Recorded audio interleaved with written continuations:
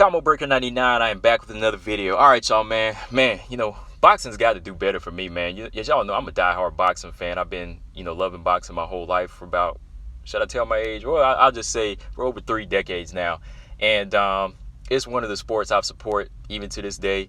But I just feel like as of lately, man, some of the fighters we have, they really have to do better, man. That's why I came up with the hashtag more fights, less tweets. I mean, y'all need to start a trend. That's my more hashtag more fights, less tweets. And the reason I'm going to start doing like a segment of these type of videos is just because I feel like that's what's necessary for the world of boxing. More fights, less tweets. I think they all got to, all these boxers, they get caught up in the Twitter war and the social media aspect of it, and they kind of ignore the actual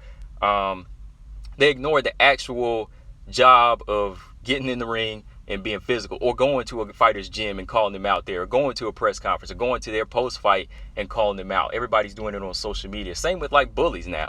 The same thing about bullies. Bullies, they like to just go online and talk trash, but if you approach them to their face, they won't say anything. And I think a lot of boxers have kind of got caught up in that.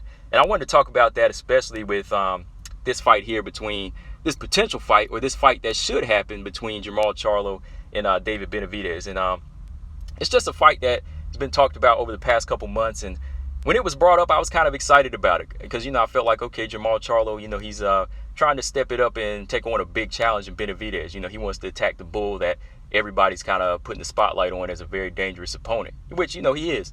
And the talk started. It seemed like the talk started smooth. Benevidaz, he acknowledged the call out. Charlo, he acknowledged whatever Benevidaz said. Everybody's doing interviews, and it seemed like the fight was going somewhere, right? But all of a sudden, Charlo, he changes his tone. He's saying that he wants Benevidaz to get the vaccine. He's saying that he won't fight a guy this young, or he's just a kid, which, in the past, most fighters don't care about that. He's saying he doesn't have a belt and that the fight doesn't mean anything. Well, I mean, belts don't mean anything. For the most part, belts don't mean anything if the opponent doesn't mean anything. I mean, anybody can get a belt. Nowadays, it seems like anybody can get a belt. So the belt is really given value by the opponent you face. You know what I mean? I've seen fighters vacate titles to get a fight with the best fighters. You know what I mean? They judge the best by the reputation and the actual attraction of the fighter. You know what I mean? So somebody like Benevidaz, even without a belt, he has the attraction right now. He has that aura that a lot of people are attracted to, and they feel like he is this big threat. So now's the time, in my opinion, for Charlo to take that guy. Young or not, green or not. I mean, everybody has their eyes on him, so you have to kind of take advantage of that opportunity and say, okay, everybody's hating on me. They feel like I need to prove something. Well, I can prove it against this guy who seems like the people's champ or the fans' favorite. You got to think of it that way sometime. I mean, I know he's not in his weight class. I know that Charlo wants to unify 160, like he said in his recent interview with Brian Custer. But sometimes you gotta step off that straight path, step to the left and kind of shake things up. You know what I mean? Like UFC, Israel Adesanya. And that's why I was kind of disappointed in, I was disappointed in the way this whole thing just kind of fizzled out between Benevidaz and Charlo, because here's Israel Adesanya a few weeks ago calling out, a few months ago calling out Jan Blachowicz, and then a few weeks ago he just got into the octagon with him and took on the biggest challenge of his career.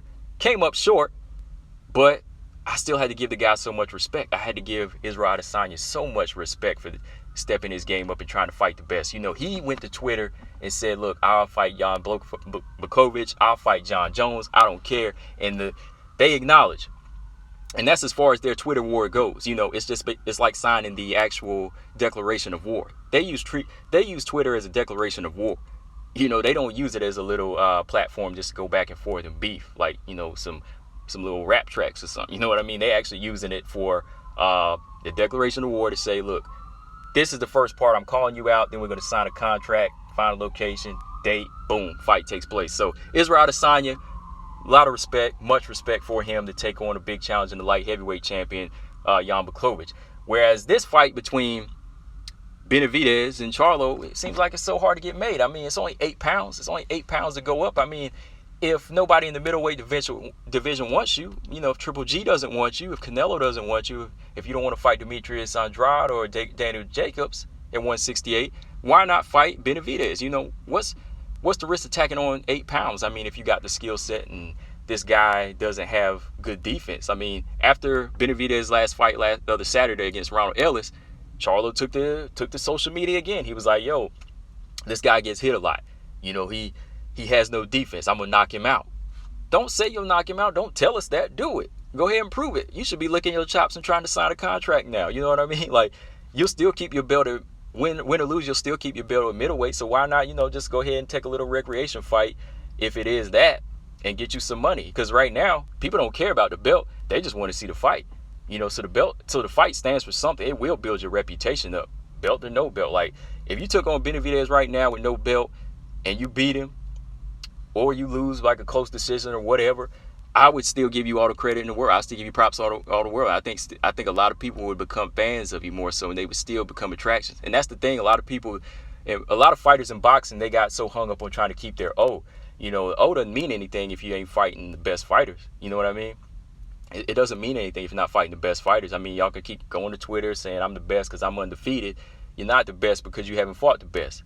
If you come up short against the best, I give you your credit. And that's how a lot of boxing fans and fighter fans feel, So, to me, in my opinion, I'm trying to keep this short. Benevidaz and Charlo need to make this fight at 168, non-title fight, over the summer. It's going to be a blockbuster. I guarantee you people will buy it. I will buy it if it's a pay-per-view. Get your brother on there, so,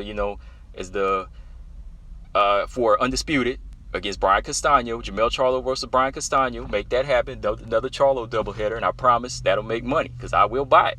I will buy that fight.